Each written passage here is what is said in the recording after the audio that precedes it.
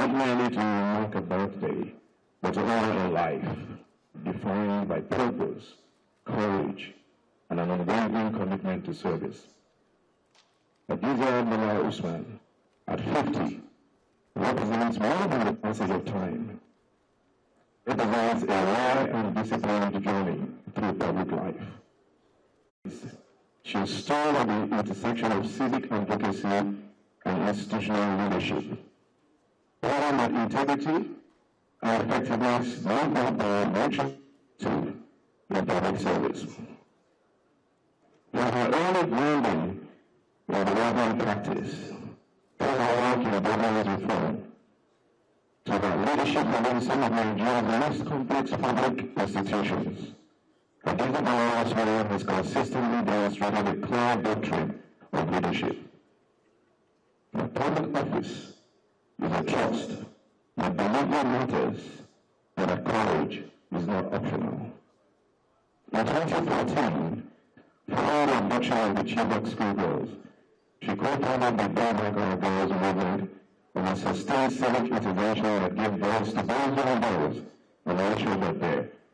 Stories were told, and their plight was never forgotten.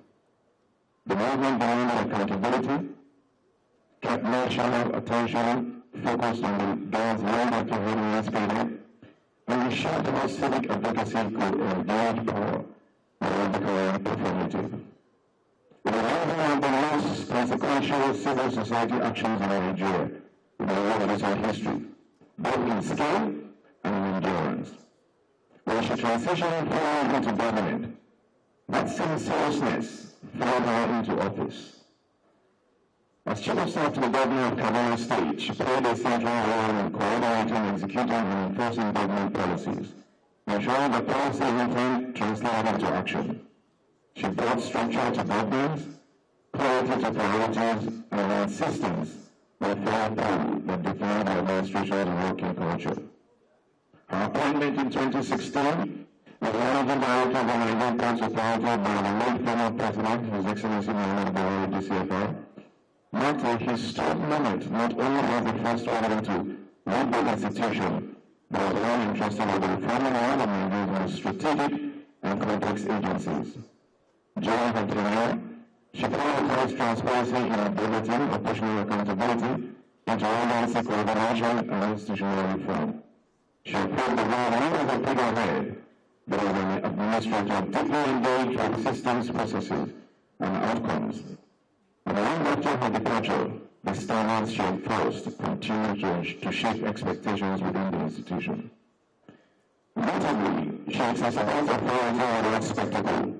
She governed with discipline, made decisions grounded in policy and evidence, and maintained focus in environments often resistant to reform. In doing this, she expanded what was possibly unexpected of women in positions of great power, not through rhetoric, but through performance. Beyond the offices she has held, Hadiza Bala Usman has remained consistent in character. In spaces that test resolve, she has shown restraint. In lines that demand firmness, she has been decisive. In a power culture that often rewards excess, she has remained measured, serious, and deeply institutional in her approach. Now, this colloquium is therefore likely from not as a celebration of personality, but as a reflection on leadership, legacy, and service.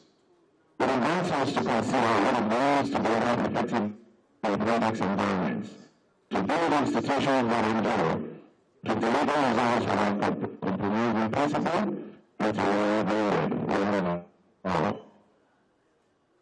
For me, and to me, it is an example, a quiet achiever, who prefers to work quietly in the background without recognition, whilst achieving much. She is a rare combination of beauty and brains. My dear sister, as I mark this milestone, I thank you for your service. your courage, and for reminding the generation that public leadership can be principled, disciplined, and humane. At 50, you stand at a point of deepened influence, continued relevance, and earned authority. The example of leadership you have set will continue to inform conversations about governance, about political and administrative leadership, and about what it truly means to serve. Hadiza, by nature of her job, works very closely with her office. She has been an absolute delight to work with. I thank you for adding value to my office and to this administration. On behalf of all gathered here today, and many more who aren't here, but whose lives have been shaped or otherwise impacted by you, I wish you a happy 50th birthday. May the years ahead be marked by clarity of purpose and continued impact. May you live to enjoy many more years of peace, prosperity, good health, and the abiding grace of our loving God. I will, however, not leave this forum without a parting shot. So many of you may not understand the extent of closeness I have or the bond I share with Hadiza.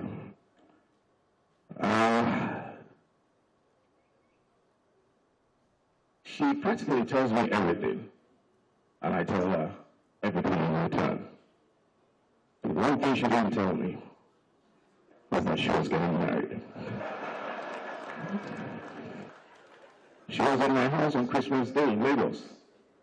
We sat together, we ate together, we first did it together on Christmas Day. I wrote my feelings on her phone. She didn't tell me anything on that day. And she was married never been. I made my feelings known to her, but she was still exploring till today, asking for penance. Like I told her, happy married life.